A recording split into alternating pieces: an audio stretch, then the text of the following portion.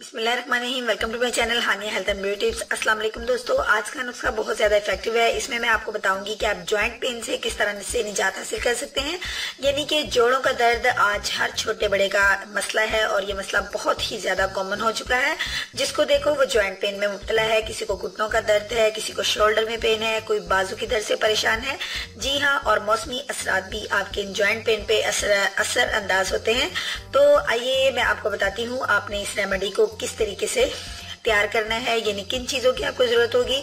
चीजें बहुत ही नेचुरली हैं, कोई भी ऐसी चीज नहीं है जो आपके लिए नुकसान का बायस बने। लेकिन इससे पहले चैनल को सब्सक्राइब कर लीजिए और बेल आइकन को दबा दीजिए तमाम अपडेट्स का नोटिफिकेशन सबसे पहले पाने के लिए। जिन्होंने ऐसा कर लिया है मैं उनकी शुक्रगुजार हूँ। तो आइए रेमेडी का आगाज करते हैं। सबसे पहले मैं आपको बताऊंगी कि आपको किन इंग्रेडिएंट की जरूरत है। दोस्तों मेरे पास ये आप देख सकते हैं, ये मेरे पास सूंड है। इस सूंड का इस्तेमाल हमने अपनी इस रेमेडी के अंदर करना है और इसको कितनी क्वांटिटी में लेना है मैं बाद में बताऊंगी। और ये नेक्स्ट मेरे पास अजवाइन है।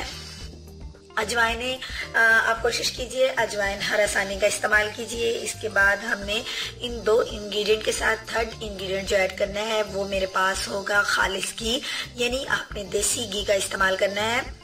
दोस्तों आपने इन दोनों इंग्रेडिएंट्स को कुछ इस तरीके से यूज करना है कि आपने इस सूंड को जो है वो आपने इसको पीस लेना है। आप इसको बासानी पीस सकते हैं। पहले अगर आप इसको धूप लगवा लेंगे, यानी आप इसको 2-3 घंटे के लिए धूप में रख दें। जब ये गर्म हो जाए तो आप इसको ग्राइंड कर लीजिए, तो ये इजीली ग्राइंड हो जाएगी।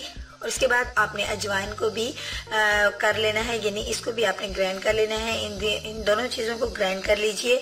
और उसके बाद आपने दोस्तों घी के अंदर आपने जो हमने ग्राइंड करके, ये देखिए मैंने इन दोनों चीजों को ग्राइंड कर लिया है। सूंड को और अजवाइन को ग्राइंड करके मैंने इस बाउल के अंदर रखा है। दोस्तों जब आपने इसको इस्तेमाल इस तरह से करना है कि अब आपने घी ले लेना है 2 चम्मच और इतनी सी मिकदार में आपने इसको अच्छे से उसमें भून लेना है। जब आप अच्छे से इसको भून लेंगे तो उसके बाद आप इसको ठंडा कीजिए और ठंडा करने के बाद रात को सोते वक्त आपने इसको नीम गर्म दूध के साथ लेना है।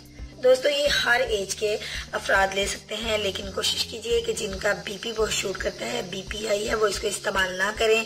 बाकी अफराद इसको इस्तेमाल कर सकते हैं और ये उनके लिए बहुत ज्यादा इफेक्ट करेगा, उनके इस पेन को बिल्कुल दूर करेगा। इंशाल्लाह ताला आप Haniya health and beauty tips channel को अप्रिशिएट करेंगे अगर आप इसको ट्राई करेंगे। तो दोस्तों अब आप इसको शेयर कीजिएगा अपने दोस्तों में, रिलेटिव्स में, ताकि बाकी तमाम लोग भी इससे भला हासिल कर सकें।